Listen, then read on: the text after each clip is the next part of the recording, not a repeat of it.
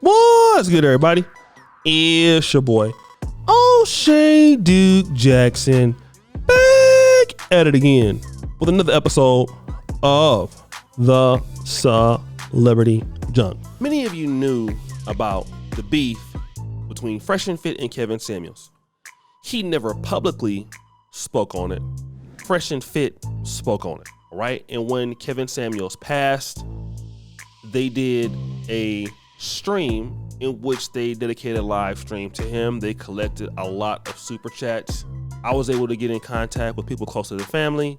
Fresh and Fit did not contribute in any way towards the expenses or tried to help his family in any way.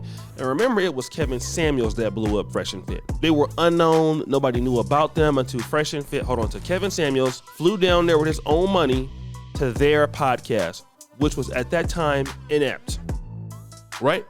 Now I want you to hear these issues that are confirmed with Kevin Samuels by Fresh and Fit. Last night, Fresh and Fit confirmed their issues with Kevin Samuels. Let's get right to it. He did ask us to push our show back, which we did on several occasions. For 2 hours. For 2 hours. Guys, you gotta understand something, right?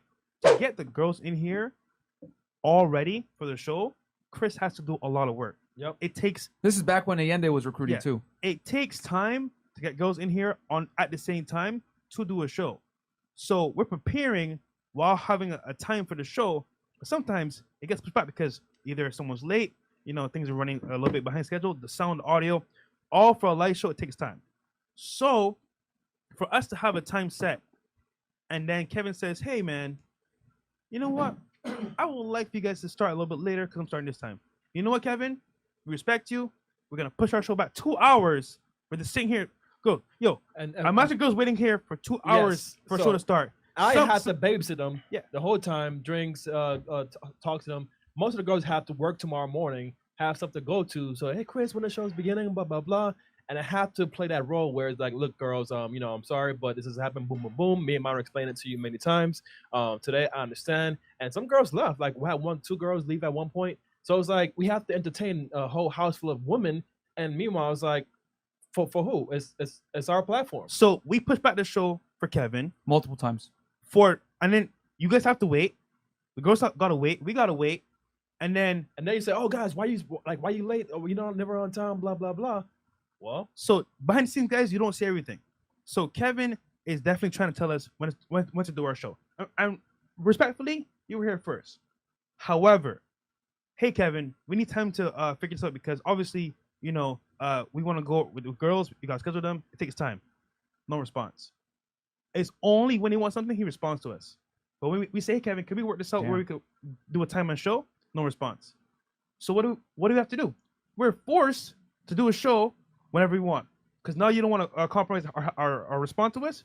How can we work this out? Yeah, he stopped responding to us. We tried to work with him, guys. We tried, man. We really did try to work with him. And look, we made a lot of concessions for him. We took down our clips for him. Yep. When he did the debate with Amanda and he debated the other girl, we took the clips down so that he can have exclusive rights to those clips for his channel.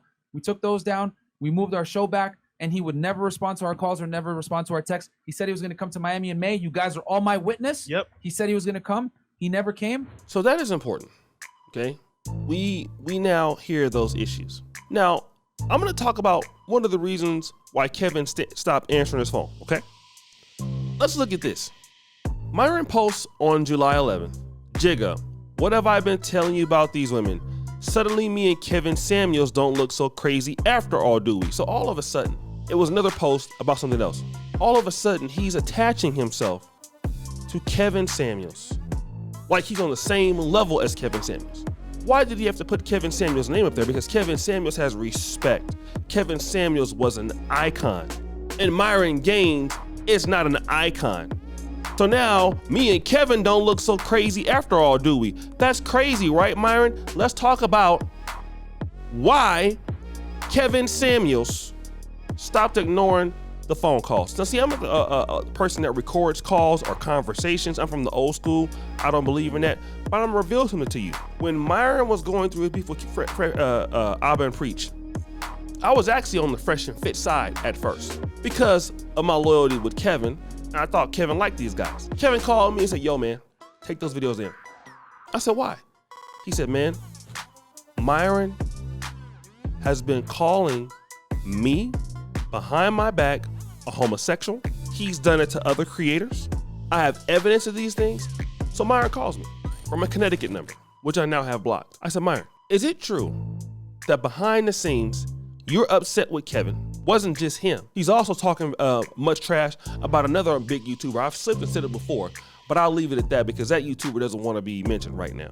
I said, have you been calling Kevin Samuels a homosexual? He said, yes. It came out of my mouth when I was angry that I called Kevin many times the F-bomb word. Wasn't Fresh, it was Myron. So when the word gets back to someone that you're behind their back talking about them as creators, and they do this to all the Red Pill creators.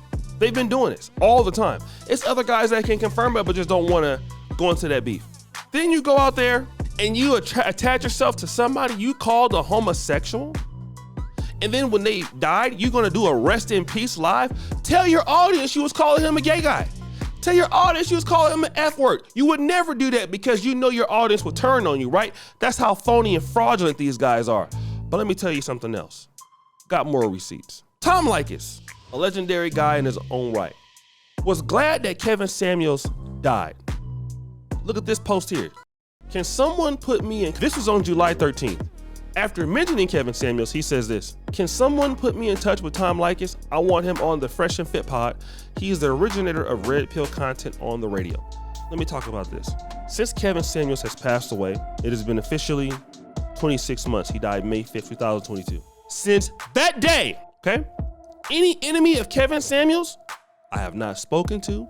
Anyone who has dissed him and tried to act like they was cool with him, I don't talk to them. I don't want them in my life because see, that's loyalty. See, Myron on one hand, see what me and Kevin trying to tell you? Then knowing what Tom Likas said about Kevin, now you want to get in contact with him.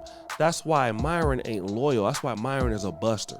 And he be talking about, they won't say it in my face. What are you gonna do to somebody, bro? All this tough talk you be doing.